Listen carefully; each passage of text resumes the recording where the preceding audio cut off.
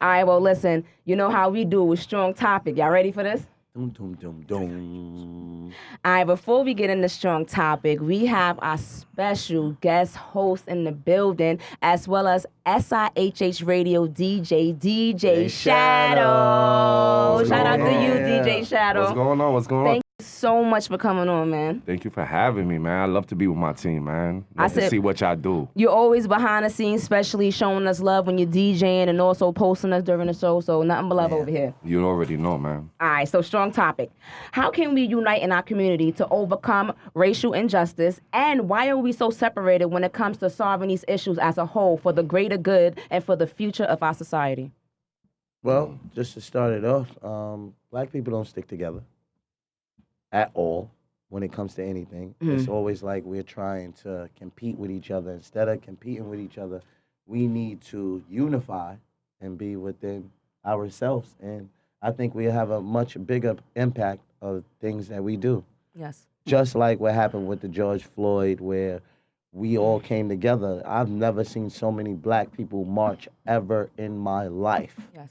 And I was really proud to see that. So hopefully, you know, with everything that's going on, that we'll be able to, you know, unify and come together. And I never seen so many young. The youth definitely showed out 2020 for the protest. Yeah, I definitely think we're headed in the right direction. What I dislike about certain things is that it takes something dramatic to bring us together. Like we just can't just come together for no reason. It has to be something crazy.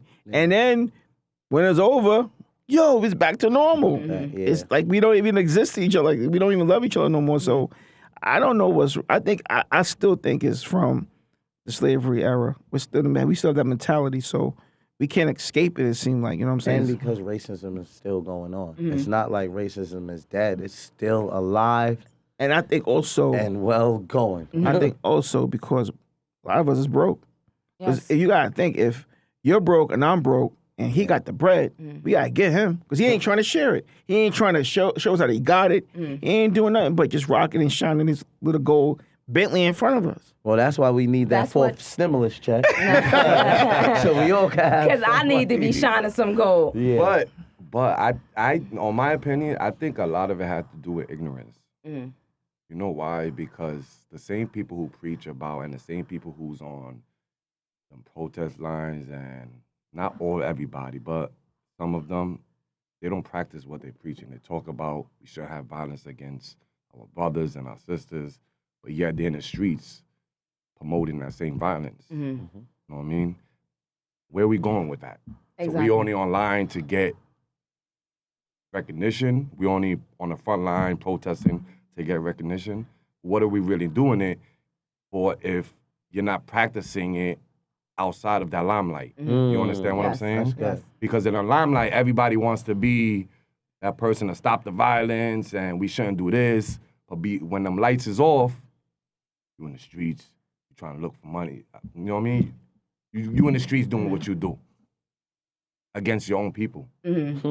You know what I'm saying? No, I agree, and we don't support each other enough. Like, you have these communities, you have all these pop-up shops and these black-owned business, but they still rather go shop from all these expensive foreigners, Gucci or whatever these things I can't even pronounce, that people wear nowadays. It's like the focus is just off when it comes to our community. You know, we're so busy trying to hate on each other and not support each other instead of really coming together, especially with the community. Like, when I was coming up, the people that was above me, the old heads, they was, coaching and, cheerleading teams and basketball teams. Like, they help the community, they help the youth. Nowadays, you don't really have that. You have everybody that just want to sit here and, like Shadow said, practice what they preach, but don't show the actions out in the streets when it comes to their community. Well, we definitely need more people that support their communities. We definitely need Especially with all these younger generations out here. Like, everybody's just... They going with the trend. Like, if it's trending right now, they with it right now. You understand? There's no leader. Yeah, there's no leader. Not for this newer generation. No, not at all. And they running blind right now. They're just running to see what the other people is doing, and they following that footstep. Well, most of the time, our people, if you look at slavery, it's the shiny thing they like. Anything that's like hot, what's going on, that's where they go to. So you have a pop-up shop, they're like, I'm going to something that's look hot, look better than that. They don't want to support the ground zero.